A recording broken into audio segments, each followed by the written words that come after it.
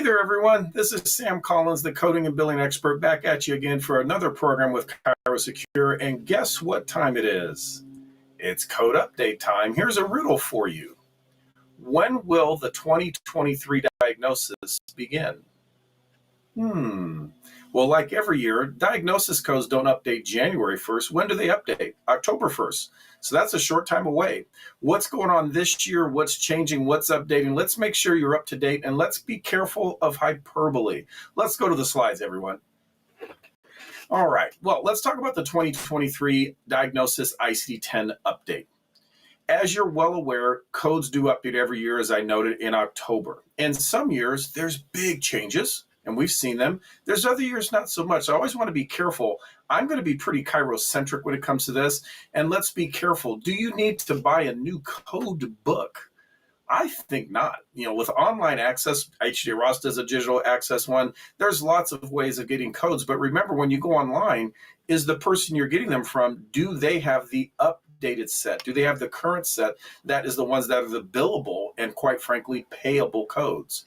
So let's talk about ICD-10. Obviously, ICD-10 is what we're using. We have used for a while. I'll let you know. The world is moving to ICD-11 as we speak. And you're going, what? I'm actually part of that committee, but don't worry, the US is not ready for that yet. We're still using ICD-10. And remember, that's how we track evidence of claims. Billing and payment really is what I'm concerned with. If you're not using the right code, we're not getting paid. So let's understand, for chiropractic, what type of coding is required? Chiropractors can treat the human condition, in my opinion. Coming from a chiropractic family, there's lots of things you can treat that's not always going to be covered by insurance, and I get that. However, let's talk about where payment lies and where kind of the boards push us a little bit, and that is, and you'll see here from Aetna, the member must have a neuromusculoskeletal disorder. So when it comes to coding, those are the ones I'm most concerned with, because those are ones attached to reimbursement and, quite frankly, what patients are mostly going to come for. So this is the Medicare protocol, or excuse me, the Aetna. Here's, of course, Cigna, and you'll see their policy. And again, I'm trying to show you the policies, so it's not just me saying it, because I think there's too many people going, I'm the expert, I'm saying it. Well, what's your evidence? Here's your evidence. Aetna's policy bulletin, Cigna's policy bulletin, and I highlighted in blue. The service is aimed at a diagnosis and treatment of a musculoskeletal-related disorder. So we know we have to focus in on that. Even Medicare says the same thing. While we want subluxation, that's musculoskeletal, but there needs to be a secondary condition. So we have to know there's always going to be updates. And this year is no different from the past 6 years.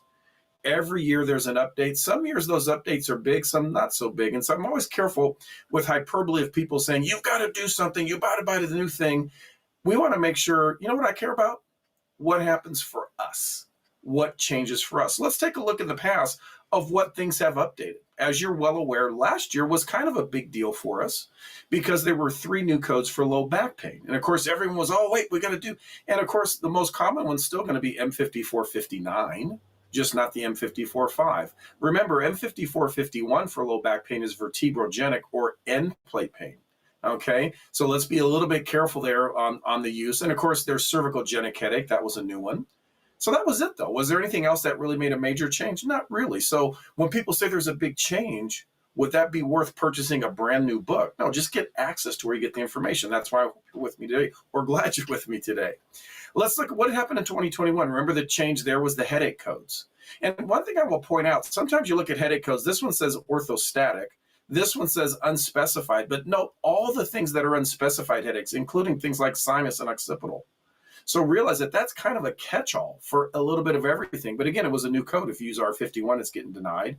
And then every year there was updates. But notice in 2020, nothing here really updated that was really any care for us in our profession. I mean, vertigo, but not really. How about 2019? Well, that was a big deal. Myalgia updated. Okay, we have to know there's one for neck. In 2018, spinal stenosis. And then 2017 is when we had the big update. Remember all the things for TMJ and for disc. Here's what I'm highlighting. I'm showing all the changes, and be careful. You're going to be inundated with advertising. You got to get the new codes and be ready. I mean, heck, I'm doing an article that's going to come out in Dynamic Chiropractic about it as well. But you're the first to know. That's how much we love Cairo Secure, of course, to understand what's going on for us this year.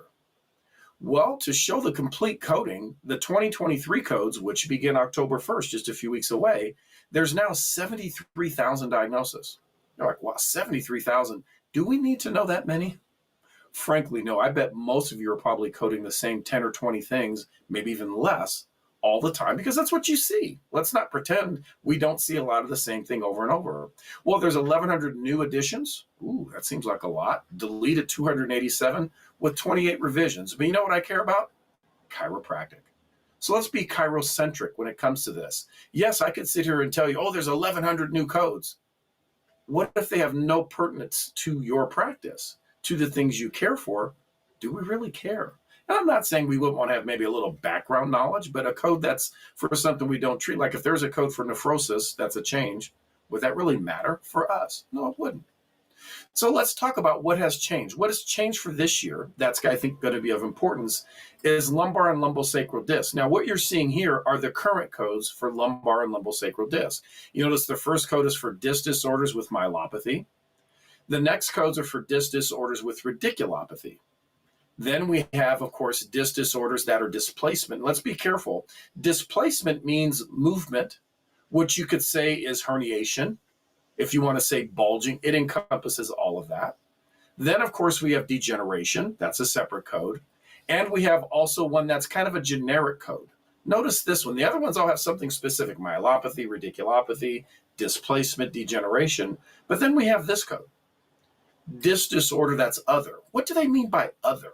I mean, what does that really refer to? What does other mean? Well, think of all the things that can go on with the disc. It's more than those 3 things or 4 things that I mentioned before. What about calcification? So lots of times I'll get people say, hey, Sam, I need a code for a disc where there is an annular issue.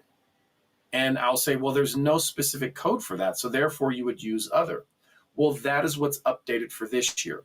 For 2023, here are the new codes that will change for you for some specificity for an annulus fibrous defect. Now you might say, well, is that something we're going to see? Oh, you bet. I've had those with MRIs or others that have come back with that and say they're trying to find a code for it. There never has been one. So now what they did was give one code or several that are specific to a annulus fibrous defect, whether it's in the lumbar spine and it's small or large, lumbosacral spine, small or large. Now, is that a major update? Is that going to be one like, oh my God, I'm shaking because no, this is just an add code.